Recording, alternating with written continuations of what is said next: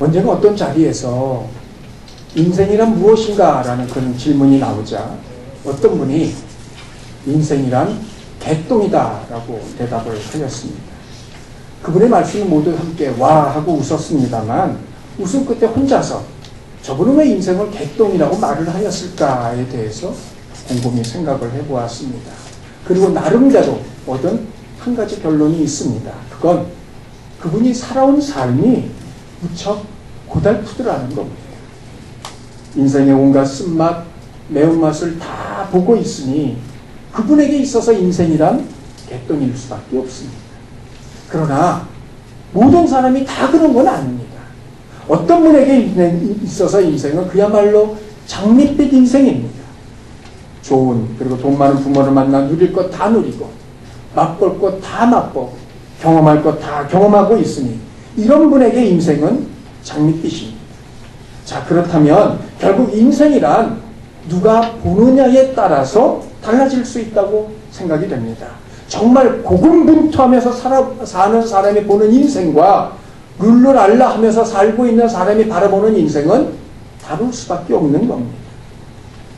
자, 그러면 인생이란 정말 그 사람의 상황과 환경에 따라 달라지는 것일까요? 다음 사진을 보시죠. 한때 자신의 영역에서 왕으로 군림하던 그런 사자가 결국에는 늙고 병들어서 굶어 죽어가고 있는 마지막 순간의 모습입니다. 남아프리카 공화국 크루거 국립공원에 서식하고 있는 저 사자의 이름이 스카라입니다. 근데 저 사자가 늙고 병이 들자 무리로부터 쫓겨났어요. 자, 쫓겨났으니 사냥할 기운은 없죠. 먹을 수 없으니 굶을 수밖에 없습니다. 굶다 못해 뼈와 그 가죽만 남은 그런 상태였고 이후에 물 웅덩이에서 한 모금의 물을 마신 후 내리막을 걸어가는데 그나마 힘이 없어 걷지 못하고 지금 사진가처럼 주저앉았고 그리고는 쓰러진 후에 1시간쯤 숨을 거두었습니다. 이 사자는 자신의 마지막 시간을 이렇게 보냈던 겁니다. 늙고 병이 들고 힘이 없으니 도리가 없습니다. 만일 이 사자가 자신이 지나온 자신의 삶을 되돌아보면서 자신의 삶을 평가한다면 어떤 평가를 내릴까요?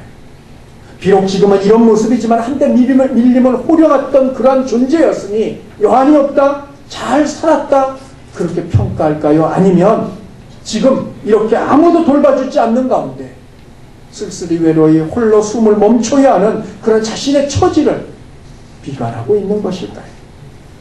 우리는 사자가 아니니 알 길이 없습니다. 그러나 만일 여러분이라면 여러분이 저 사자와 같이 마지막 순간을 맞이하고 있는 그런 순간이라면 여러분 그런 순간에 여러분 자신에 대해서 여러분 삶에 대해서 어떤 평가를 내리시기를 원하십니까? 그런데 여기서 중요한 건 자신에 대한 사람 스스로의 평가가 아니라 하나님의 평가입니다. 왜냐하면 하나님이 내리시는 평가만이 진정한 평가이고 그 이유는 하나님만이 모든 것의 주관자이며 기준이시고 정의가 되시기 때문입니다. 사람들이 아무리 잘 살았다고 평가한다 할지라도 하나님께서 아니라고 말씀하시면 아닌 겁니다. 반면에 사람이 생각할 때 도무지 아니올시다의 인생을 살았다 할지라도 하나님께서 잘 살았다 말씀하시면 그 인생은 정말 잘 산 인생입니다. 하나님만이 진정한 인생의 평가의 기준이 되시기 때문입니다. 그런데 그런 하나님께서 원하시는 삶이 있습니다. 그리고 그걸 오늘 본문에서는 어떠한 사람이 되어야 마땅하냐로 묻고 있는 것을 보게 됩니다. 하나님이 원하시는, 하나님이 주목하시는 삶과 사람, 그건 그 사람이 이 세상을 사는 동안에 무엇을 하였느냐에 따라 결정되는 것이 아니고 그 사람이 어떤 사람이냐에 따라서 결정되어지고 있습니다.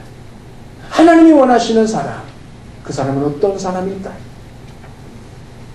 흔히 결정적인 순간에 그 사람의 본질, 본성이 드러난다고 말을 하곤 합니다. 그리고 이런 결정적인 순간은 주로 어려운 순간, 특별히 그 가운데 마지막 순간에 해당이 됩니다. 우리는 지난 시간 마지막 심판을 가져올 재림을 부정하고 있는 거짓 선생들의 이야기를 들어보았습니다. 하늘은 이때까지 변함없이 똑같이 있으니 주님의 재림이 없는 것 아니냐 하는 겁니다. 그러나 여러분 9절을 보십시오. 서두로 함께 읽습니다. 시작. 주의 약속은 어떤 이들이 더디다고 생각하는 것 같이 더디는 것이 아니라 주의 재림에 대한 약속은 어떤 사람들이 생각하는 것처럼 더딘 것이 아니라는 겁니다. 여기서 앞에 말하고 있는 더디다라는 이 단어의 뜻은 게으름과 무관심을 조롱하는 조롱조의 표현이고, 뒤에 더디다는 그런 말은 그런 성향, 게으름과 혹은 무관심을 갖고 의도적으로 늦추거나 미루고 있는 것을 말하고 있는 겁니다. 이런 이야기입니다. 하나님은 본래 게으르고 사람에 대해서 무관심한 분이니 재림을 미루거나 늦추고 있는 것 아니냐는 겁니다. 그러니 재림이 없다라고 이야기를 하고 있는 거죠. 이에 대해서 베드로는 오늘 본문에서 그렇지 않음에 대한 두 가지 이유를 우리에게 말하고 있습니다. 그 첫 번째 8절입니다. 8절을 보세요.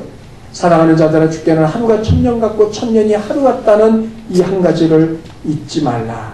여러분 많이 들어보신 구절이죠. 그러나 베드로의 독창적인 이야기가 아닙니다. 시편 90편 4절을 베드로가 인용하고 확대한 것으로서 요점은 하나예요. 사람의 시간과 하나님의 시간은 계산법이 다르다라는 겁니다. 사람의 시간을 측정할 때 물리적인 시간으로 시간을 측정합니다. 1시간, 하루, 한 달, 1년, 물리적인 시간으로 측정을 해요. 그러나 하나님은 시간을 영원의 관점에서 측정하고 계십니다. 당연히 영원에서는 1000년이 하루 같을 수가 있습니다. 반면에 그 하루가 또한 1000년 같을 수 있더라는 겁니다. 하나님의 시간과 사람의 시간은 다릅니다. 그럼에도 불구하고 거짓 선생들은 하나님은 게으름과 무관심으로 인하여 세상이 창조된 이후에 단 한 번도 개입하신 적도 없고 심판을 가져올 재림에 대한 징조도 기미도 없는데 무슨 재림을 말하느냐고 조롱하고 있지만, 이건 정말 하나님이 게으르고 무관심한 것이 아니라 사람과 하나님의 시간 계산이 다르기 때문임을 알지 못한 결과입니다. 하나님의 시간을 알지 못하니 재림이 없다고 부정하고 있더라는 겁니다. 그래서 베드로는 덧붙이기를 이 한 가지, 하나님의 시간과 사람의 시간법이 다르다는 것을 잊지 말라고 명령을 합니다.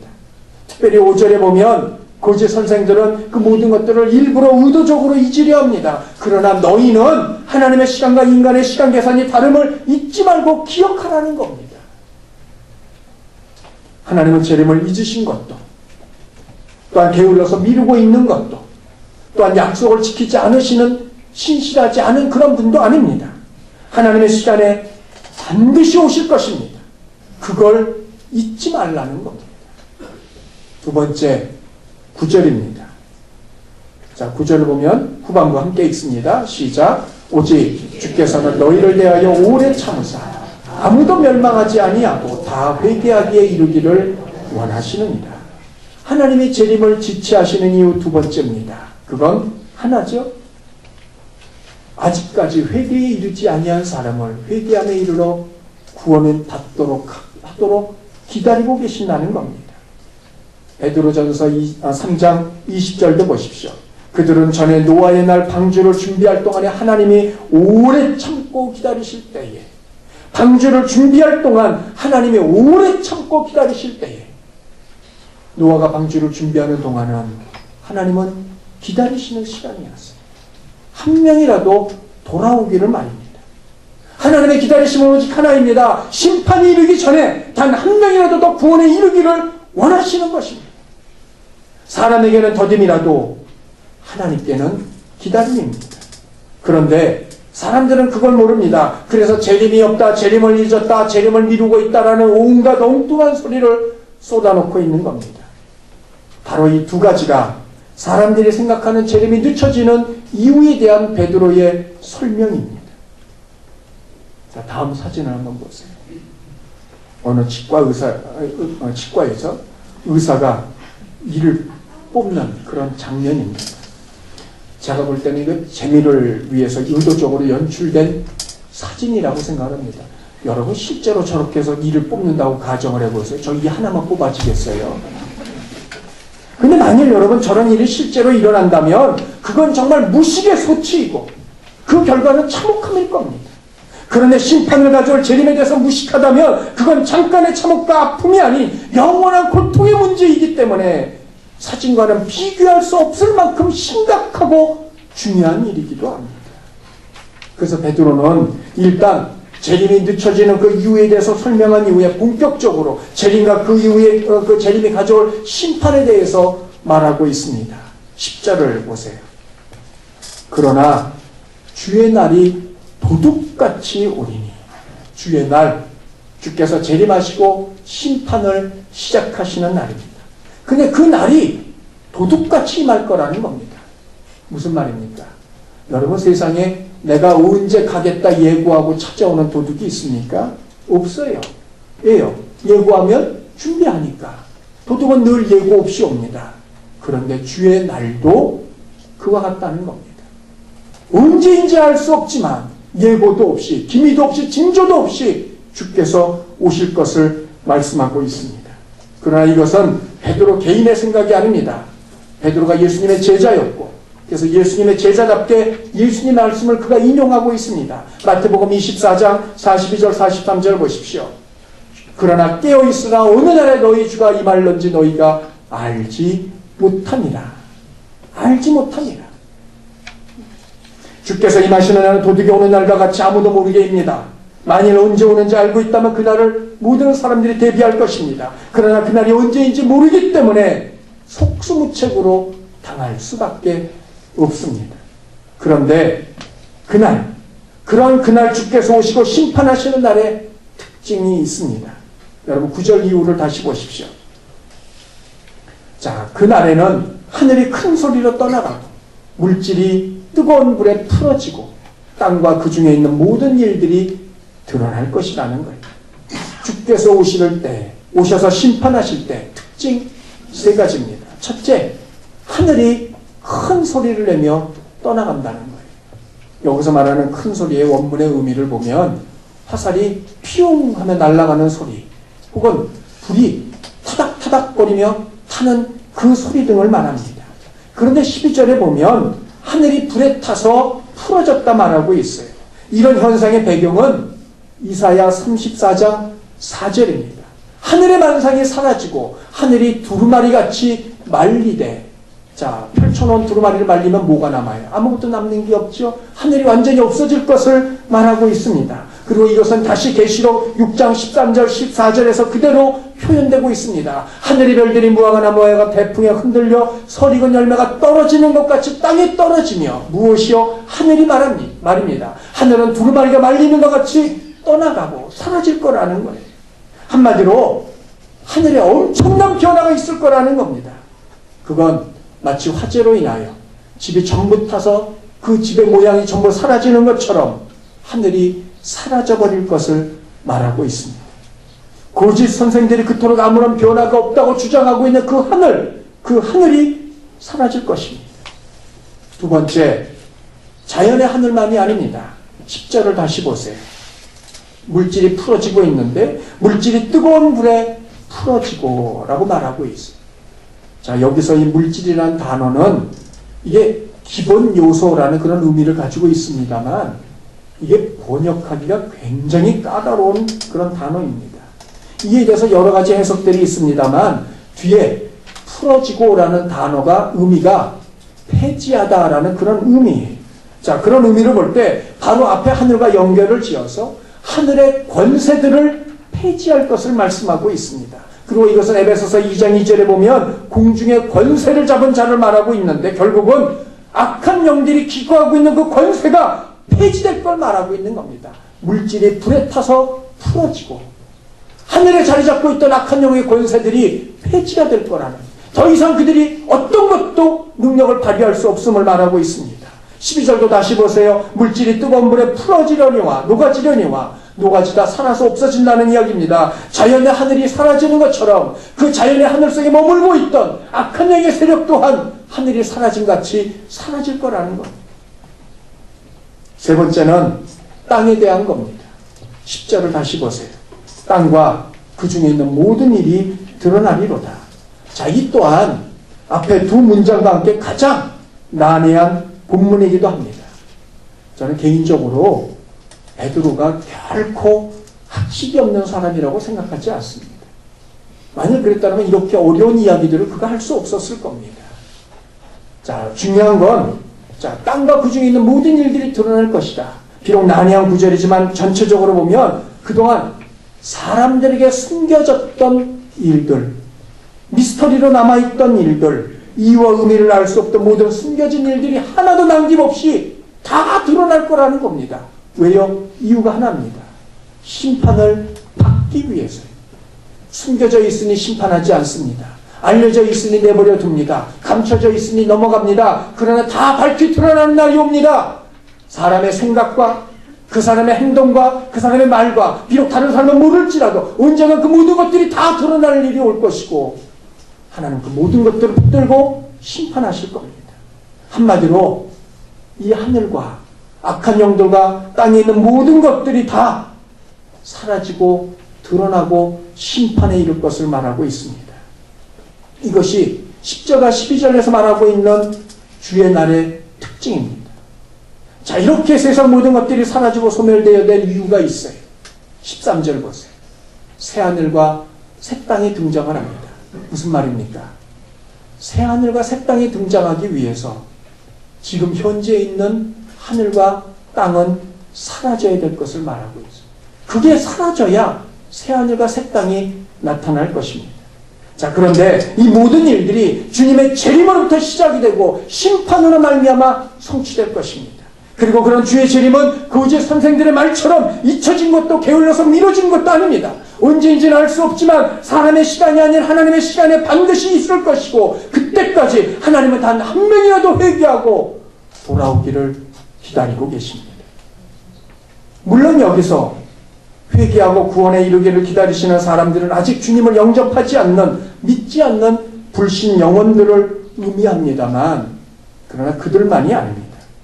비록 예수님을 자신의 구주로 영접했다 할지라도 여전히 육에 속한 성도들이 있습니다. 요한계시록에 보면 자칭 유대인이라고 부르는 사람들이 등장을 합니다. 자칭 유대인이라. 그 말이 무슨 말이겠어요? 유대인이 아님에도 불구하고 유대인인 척하고 있는 사람들을 말하고 있습니다. 물론 신학적으로 이들에 대해서 여러 가지 이야기들이 있습니다만 중요한 것이 있어요. 자칭 유대인만 그런 게 아닙니다. 오늘날 자칭 성도들도 마찬가지입니다. 여전히 육에 속한 사람이 되어 살아가고 있는 성도들. 하나님께서는 아직도 여전히 육에 거하며 육의 욕망을 이루게 하여 살고 있는 성도들 또한 회개하고 온전한 구원에 이르기를 원하고 계시며 그때가 언제인지 누가 돌아올지 알 수 없지만 그렇게 될 때까지 기다리고 계십니다. 그러면 이들은 누구입니까? 성도이면서도 여전히 육에 속해 살고 있는 사람들은 누구냐 하는 겁니다. 자, 그 전에 먼저 성도 여러분에게 질문을 드립니다. 오늘 당장, 지금 당장 주님이 오시면 여러분 아무런 문제가 없으십니까? 지금 당장 주님이 나타나신다 할지라도 여러분에게는 아무런 문제가 없느냐는 말입니다. 벅찬 감격과 기쁨으로 그 주님을 맞이하시겠습니까? 아니면 아이고 주님 조금만 좀 늦춰주세요라고 말씀을 하시겠습니까? 성도이면서도 여전히 육에 속한 성도, 그래서 주께서 오시기만을 고대하며 기다리고 있는 것이 아니라 그날이 더 늦춰지기를 바라고 있다면 그가 바로 오늘 본문에 등장하는 그런 사람들입니다. 주님의 재림에 대해서 아무런 관심도 없고 더더욱 심판은 먼 후일의 이야기처럼 생각이 되어서 아무런 준비도 없이 살고 있는 신랑 되신 예수님이 하늘 결혼잔치를 위하여 오고 계시는데 그 신랑을 맞이할 등불을 전혀 준비하지 못한 바로 그 사람. 주께서 재림을 늦추시는 이유가 무엇입니까? 한 명이라도 더 구원에 이르게 하기 위함이면서 아직 등불을 준비하지 못한 성도들에게 등불을 준비할 시간을 주시기 위함입니다. 자, 그러면 신랑을 기다리는 신부인 성도가 준비해야 될 등불이 있다면 그것은 무엇일까요? 오늘 본문에 보면 이 부분에 대해서 베드로가 말하고 있는 것이 있습니다. 11절을 다시 보십시오. 자, 첫 부분은 함께 읽습니다. 시작. 이 모든 것이 이렇게 풀어지리니 너희가 어떠한 사람이 되어야 마땅하냐. 이 모든 것이 하늘이든 땅이든 악한 영이든 모두가 다 이렇게 풀어질 것이니, 모두가 다 사라져버릴 것이니 그때 너희가 어떠한 사람이 되어야 마땅하겠느냐. 주님의 재림으로 말미암아 심판이 시작되기 전에, 더 이상 늦어지기 전에, 아직 기회가 있을 그 동안에 주께서 원하시는 사람이 있습니다. 이들은 누구입니까? 이들은 어떤 자들입니까? 11절, 12절에 보면 이들의 특징 세 가지를 말하고 있습니다. 먼저 11절을 다시 보십시오. 그것은 거룩한 행실과 경건이라 말하고 있습니다. 마지막 때를 지나는 성도들의 특징 가운데 한 가지, 첫 번째는 거룩한 행실입니다. 자, 그러면 이 거룩한 행실이란 무엇일까요? 베드로후서 2장에 보면 하나님께서 이미 심판하셨던 세 가지에 대해서 말씀을 하고 계십니다. 첫째는 악한 영들, 타락한 천사들에 대한 심판입니다. 두 번째는 노아 시대에 사람들의 죄악이 세상에 가득하게 했을 때 행하셨던 심판입니다. 그리고 세 번째는 소돔과 고모라가 심히 무거운 죄악으로 가득 찼을 때 하나님은 심판하셨습니다. 이 세 가지 심판의 사건 제각기입니다. 시대가 다르고 대상이 다르고 내용이 다릅니다. 그러나 공통점이 하나 있어요. 죄악에 가득 참이었어요. 하나님은 죄악에 가득 찼을 때 그곳이 어디이든 언제이든 심판을 하셨습니다. 마지막 때의 심판도 마찬가지입니다. 심판은 죄로 말미암음입니다. 죄가 있는 곳에 하나님의 심판이 있습니다. 그러므로 그 반대로 하면, 죄가 없다면 하나님 굳이 심판하지 않으실 겁니다. 그런데 베드로가 그런 심판으로부터 벗어나기 위하여 우리들이 가져야 할 첫 번째는 거룩한 행실이라 말하고 있습니다. 즉 심판에 이르지 아니하려면 죄의 반대의 거룩한 행실을 가지라는 겁니다. 죄와 반대의 거룩한 행실, 죄로부터 떠나는 것을 거룩한 행실입니다. 방탕함, 도박, 중독, 음란 혹은 실정법에 저촉되는 모든 잘못된 행동만을 말하는 것이 아닙니다. 도덕적으로도 흠없는 삶을 말하기도 합니다만 그보다는 자기 스스로 어떤 것이든 죄로부터 떠나려는 의지적인 결단의 행동들을 말하고 있는 겁니다. 데살로니가전서 5장 22절을 보십시오. 악은, 성경이 말하는 악은 늘 한 가지입니다. 어떤 것이든 하나님을 반대하는 것, 하나님을 거역하는 것, 하나님의 뜻에 거역하고 불순종하는 것, 하나님 반대편에 서는 것, 그것이 성경이 말하는 악입니다. 어떤 것이든 그런 악은 어떤 모양이라도, 어떤 종류라도, 어떤 것일지라도 버리라, 멈추라, 그만두라는 겁니다. 하나님 앞에서 악이라고 판단되는 것은 무엇이든지, 악이라고 생각되는 것은 어떤 것이든지 그만두고 멈추라고 말씀하고 있습니다. 그것이 거룩한 행실입니다. 그 이유는 하나님과의 친밀함을 위해서입니다. 히브리서 11장 5절을 보십시오. 에녹은 하나님으로부터 기쁘시게 하는 자라는 증거를 얻은 자입니다. 이를 위하여 에녹이 아니라 오직 하나였어요. 창세기 5장 4절에 24절에 보면 그건 하나님과의 동행입니다. 여러분, 믿음이 무엇입니까? 믿음은 하나님과의 동행입니다. 그 하나님과의 동행이 무엇입니까? 그건 하나님과의 친밀함입니다. 에녹은 하나님과의 친밀함을 위하여 자신의 삶 가운데 방해되는 모든 것들을 정리해 나갔습니다. 오직 하나님과 친밀함을 위하여 동행하였고 그 결과 하나님으로부터 하나님을 기쁘시게 하는 자라는 증거를 얻었습니다. 그런데 이 하나님과의 친밀함에는 공통적인 것들도 있습니다만, 모든 사람들이 함께 따라야 될 그런 공통적인 것들도 있습니다만 사람과 개인에 따라 다를 수도 있습니다. 제가 아는 한 장모님이 있습니다. 이분은 일절 커피를 마시지 않습니다. 본래부터 커피를 마시지 못한 분이 아닙니다. 오히려 커피가 없어서 못 마시는 그런 분이었습니다. 그러나 어느 날 하나님과 친밀함에 대해서 헌신할 것을 찾으며 물었는데 그 순간 하나님께서 그에게 주시는 감동이 커피를 끊으라는 것이었어요. 하나님께서 왜 그에게 그런 감동을 주셨는지는 알 수 없습니다만 그는 하나님과의 친밀함을 위하여 그날부터 커피를 일절 입에 대지 않습니다. 이유가 하나입니다. 본인도 알지 못합니다. 왜 하나님이 그걸 말씀하셨는지. 그러나 커피가 하나님과의 친밀함을 방해하는 것이라면 그게 개인의 경우겠죠. 나는 마시지 않겠다는 겁니다. 하나님과의 친밀함을 위해서입니다. 사람마다 다르고 개인마다 주시는 감동이 다를 수 있습니다. 성도로서 마땅히 하지 말아야 될 공통적인 것들이 있습니다. 그러나 나아가 무엇이 되었던 하나님과 친밀함을 방해하는 것이 있다면 그것을 멈추는 것 또한 거룩한 행실입니다. 어떤 분에게 그것은 TV일 수 있습니다. 어떤 분에게는 그것이 게임이거나 인터넷 검색일 수도 있고요. 어떤 분에게는 그것이 쇼핑일 수도 있습니다. 심지어 어떤 경우에는 객관적으로 모두 다 괜찮다고 평가하는 그런 것일 수도 있습니다. 그러나 어떤 것이든 하나님과 친밀함을 방해하는 것이 있다면 정리해야만 합니다. 그것이 거룩한 행실의 모습입니다. 그것들에 집중하고 시간을 보내는 만큼 하나님과의 친밀함이 점점 더 멀어질 것이고 그런 것들에 영향을 받다 보면 하나님과의 친밀함에 문제가 생길 수 있습니다. 밤늦도록 TV를 보기 때문에 말씀 읽기가 되었던 묵상이 되었던 기도가 되었던 예배가 되었던 하나님과의 친밀함을 쌓아가지 못한다면 그건 TV와의 친밀함이지 하나님과의 친밀함이 아닙니다. 그러므로 TV로 인하여 하나님과의 친밀함을 놓치는 분이 있다면 그분은 TV를 꺼야만 합니다. 다른 것들도 마찬가지입니다. 여러분이 할 수 있는 거룩한 행실이 무엇인지를 체크하십시오. 리스트를 작성하고 위에서부터 하나씩 정리해 나가십시오. 예수님의 제자는 주님의 말씀처럼 자기의 십자가를 지고 주님을 따르는 자들입니다. 자기의 십자가 무엇을 말합니까? 사람들마다 주어지는 각각의 십자가가 있음을 말하고 있는 겁니다. 그러나 누구를 막론하고 제자라면 자기의 십자가를 지고 주님을 따라야만 합니다. 그것이 주를 기쁘시게 하는 것이고 그것이 거룩한 행실입니다. 두 번째는 경건입니다. 여기서 말하는 경건이란 단지 술, 담배를 하지 않고 주일 예배에 빠지지 않는 그런 정도가 아닙니다.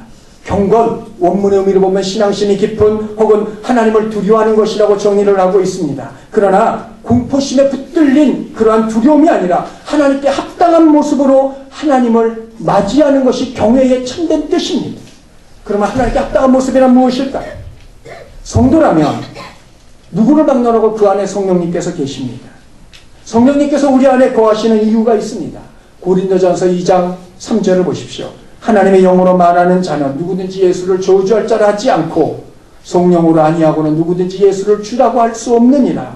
예수를 저지하지 않고 도리어 주라고 고백하기 위하여 성령께서 우리 가운데 거하시고 계십니다. 그런데 그것이 전부가 아닙니다. 또 하나의 이유가 있습니다. 갈라디아서 5장 22절 23절입니다. 다 함께 읽습니다. 시작. 오직 성령의 열매는 사랑과 희락과 화평과 오랜 참음과 자비와 양성과 충성과 온유와 절제니 이 같은 것을 금지할 법이 없느니라. 성령의 열매라고 하였습니다. 성령의 열매. 사과나무의 존재 가치는 그 나무 자체에 있지 않습니다. 그 사과나무가 어떤 사과를 맺히느냐에 따라서 그 나무가 좋으냐 나쁘냐가 결정이 되어집니다. 모든 과일나무가 다 그렇습니다. 그런데 이와 마찬가지입니다. 성령님이 우리 안에 거하시는 궁극의 이유가 있으니 열매입니다. 왜 우리 가운데 거하시겠어요? 열매 때문입니다. 그럼 그 열매가 무엇입니까? 결국 이것이 결국 하나님 앞에 바로 서는 것, 성령의 열매를 많이 맺는 것이고 그것이 참된 경건입니다. 여러분, 술, 담배를 하지 않는 대신에 늘 사나운 사람이 되어서 으르렁거리는 사람이 있다면 그런 사람을 경건한 사람이라고 말할 수 있습니까? 주일 예배는 빠짐없이 드리는데 늘 다른 사람들과 다투는 사람이 있다면 우리는 그 사람을 경건한 사람이라고 부르고 있느냐 말입니다. 말은 거룩하게 잘하는데 사랑이 전혀 없는 사람을 사람들은 경건하다 인정을 하겠습니까? 그러나 정반대로 성령의 열매를 맺어가는 사람들을 보십시오. 그는 경건하지 않을 수 없습니다. 성령께서 그의 삶을 원하시는 대로 교정해 나가시고 다듬어 가실 것이기 때문에 그렇습니다. 당연히 그는 경건의 모습은 물론이라니와 경건의 능력까지 갖춘 사람이 됩니다. 성령의 열매 가운데 부족한 것이 무엇인지 여러분 확인해 보십시오. 부족한 것이 발견이 되어진다면 그걸 훈련하십시오. 중간에 실패할지라도 다시 잘할 수 있을 때까지 멈추지 말고 진행해 나가십시오. 물론 성령의 열매이기 때문에 내 훈련에 따라서 그런 것들이 달라지는 것은 아닙니다. 그러나 중요한 것은 성령이 주시는 감동을 따라서 행하는 것입니다. 누군가를 사랑할 것에 대한 부담감을 주고 계신다면 미루거나 주저하지 말고 실행에 옮기십시오. 상대는 전혀 그럴 마음조차 없지만 그래서 내가 먼저 하려니 자존심이 상하지만 주께서 주시는 감동이라면 그를 향하여 먼저 손을 내미십시오. 기다리라고 말씀하시면 조급해도 답답해도 불평하거나 불안해하지 말고 주를 믿고 참고 기다리십시오. 주의 일을 하는 도중에 사람들로 인하여 혹은 그 결과로 인하여 상처가 된다고 그 일을 멈추지 말고 끝까지 결과를 주께 맡기고 최선을 다하십시오. 그게 성경이 말하는 열매의 가운데 하나인 충성입니다. 이렇게 행하는 사람들 가운데 경건하지 않은 사람이 있을 수 있을까요? 이것이 경건입니다. 마지막 세 번째입니다. 12절 보세요. 하나님의 날이 임하기를 바라보고 간절히 사모하라. 사람마다 삶의 이유가 있고 목적이 있고 살아가는 이유가 있습니다. 누군가는 죽지 못해 산다고 말을 하고 있는데 그러면 그 사람 앞에 가서 지금 당장 하나님 이 사람을 데려가 주십시오라고 기도해 보십시오. 그 사람보다 먼저 요단강 건너가는 수도 있습니다. 이유와 목적을 몰라서 그렇지 누구를 막론하고 살아야 될 이유와 목적이 있습니다. 그런데 오늘 본문에 보면 베드로는 성도들이 거룩한 행실과 경건함을 가져야 된다고 말하고 있는데 그럴 이유가 있다는 겁니다. 그것이 무엇입니까? 성경을 다시 보십시오. 하나님의 날이 임하기를 바라보고 간절히 사모하라. 간절히 사모하라는 말은 원문적인 의미로 보면 열정을 다해서 그날을 앞당기라는 뜻입니다. 힘을 다해서 할 수만 있다면 주님의 재림의 날짜를 앞당기라는 거예요.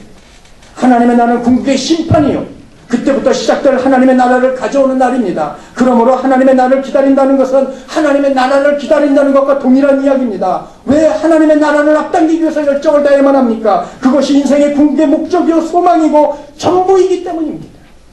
누구를 막론하고 고통과 어려움과 외로움과 아픔과 슬픔과 눈물과 상처와 괴로움 완전히 없어지기를 다 기대할 것입니다. 지금 내가 겪고 있는 이 현재의 상처와 이 아픔과 고통을 영원토록 지속되기를 원하고 있는 사람 아무도 없을 겁니다. 그런데 그런 일이 일어나는 곳이 있습니다. 계시록 22장 4절을 보십시오.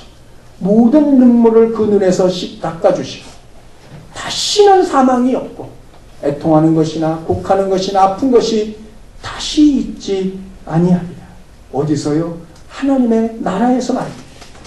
그런데 오늘 본문 12절에 의하면 이런 하나님의 나라는 성도인 우리들이 힘을 다할 때 앞당길 수 있다고 말하고 있습니다. 더 이상의 고통이 없는 것, 즐거움과 기쁨과 행복이 가득한 곳, 그것을 사모하지 않는 사람이 있을까요? 그날을 앞당기는 것, 저와 여러분의 책임이라는 겁니다.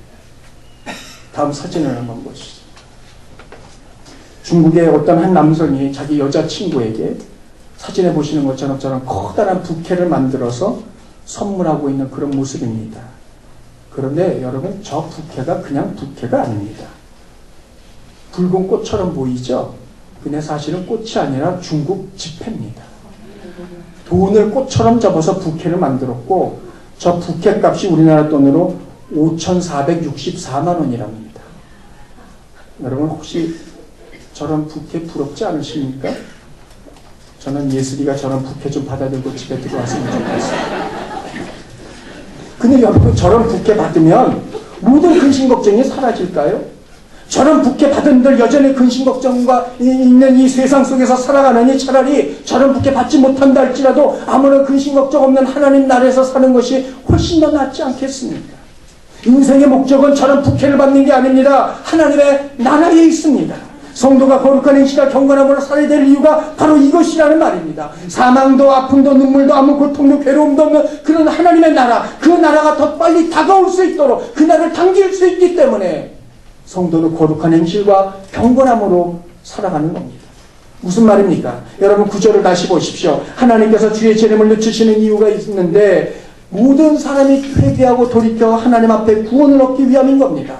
한 명이라도 더 구원에 이르는 비결, 그걸 위해서 하나님께서 이렇게 행하고 계시는 그 비결이 있다면 무엇입니까? 하나님께서는 아무 사람이 없을지라도, 어떤 누구라도 없을지라도 하나님께서 당신의 일을 하나님 혼자 얼마든지 해내실 수 있습니다. 그러나 하나님은 결코 그 일을 혼자 하려 하지 않으십니다.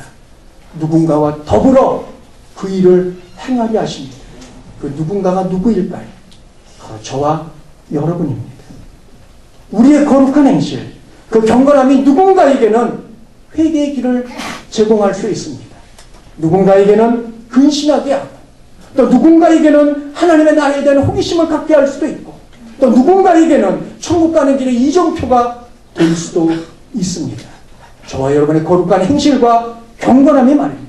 우리가 그 일을 잘 감당할 때 하나님이 그토록 구원받기를 원하는 그 누군가가 회개의 길을 돌이켜 구원에 이룰 수 있습니다. 그러므로 우리들이 그 일에 더욱더 집중하고 헌신하고 수고할수록 하나님의 나라는 점점 더 앞당겨지는 것입니다. 여러분, 불의로 가득 찬 세상, 더 이상 아무것도 기대할 수 없는 이 세상, 우리가 살아가고는 있지만 우리조차 소망을 두고 있지 않는 이 세상이 끝나야 하지 않겠습니까? 우리 주변에서 일어나고 있는 모든 악한 일들과 부조리를 바라보면서 왜 이런 불평등이 있느냐, 왜 이런 모순이 있느냐, 이런 일들이 일어날 동안 하나님 뭘 하고 계시냐, 하나님이 어디 있느냐 묻는 대신에 그 일들을 끝내기 위하여 거룩한 행실과 경건함으로 살아가야 할 줄 압니다. 하나님의 날이 앞당겨오기 때문입니다. 그것이 정말 이 세상의 모든 악과 부조리와 모순을 없애는 가장 확실하고도 빠른 방법입니다. 앞서 우리는 한때 왕이었지만 아무것도 먹지 못해 굶다 못해 자신의 마지막을 힘겹게 맞이하고 있는 그런 사자의 모습을 지켜보았습니다. 저와 여러분의 마지막 날, 마지막 시간 어떤 모습이 되기를 기대하고 계십니까? 오늘날 성도이면서도 불구하고 모든 것을 다 가지고 계시는 하나님을 아버지로 두고 있는 하나님의 자녀임에도 불구하고 여전히 이 세상 속에서 공고한 삶을 살아가는 이유가 있다면 그것은 무엇일까요? 하나님 모든 것을 가지고 계시는데 그분의 자녀인 사람들 가운데 왜 공고한 삶을 살아가는 사람들이 있느냐는 겁니다. 요한복음 4장 34절 우리 다 함께 읽습니다. 시작. 예수께서 이르시되 나의 양식은 나를 보내신 이의 뜻을 행하며 그의 일을 온전히 이루는 이것입니다. 주님의 양식은 세상을 보내신 아버지의 뜻을 행하는 것이고 그것을 온전히 이루는 것이라 말씀하고 있습니다. 주님의 양식은 단지 먹는 빵에 있는 것이 아닙니다. 주께서 보내신 아버지의 뜻을 행하는 것, 그것이 주님의 양식이었고 주께서 그렇게 행하시는 동안 비록 주님은 이 세상에 사는 동안에 어려움을 겪을지언정 주님은 단 한순간도 공고한 삶을 살아본 적이 없다는 사실입니다. 사랑하는 성도 여러분, 우리도 마찬가지입니다. 우리를 세상에 보내신 아버지의 뜻, 마지막에 때 거룩한 행실과 경건으로 누군가를 회개하게 하고 천국의 백성이 되게 함으로 말미암아 하나님의 나라를 앞당기는 것, 그것이 우리를 향한 아버지의 뜻이고 이것을 잘 행하는 자들마다 이 세상을 살아가는 동안 비록 어려움을 겪고 비록 곤란을 겪을지라도 공고함이 없는 풍족한 삶을 누릴 줄로 확신합니다.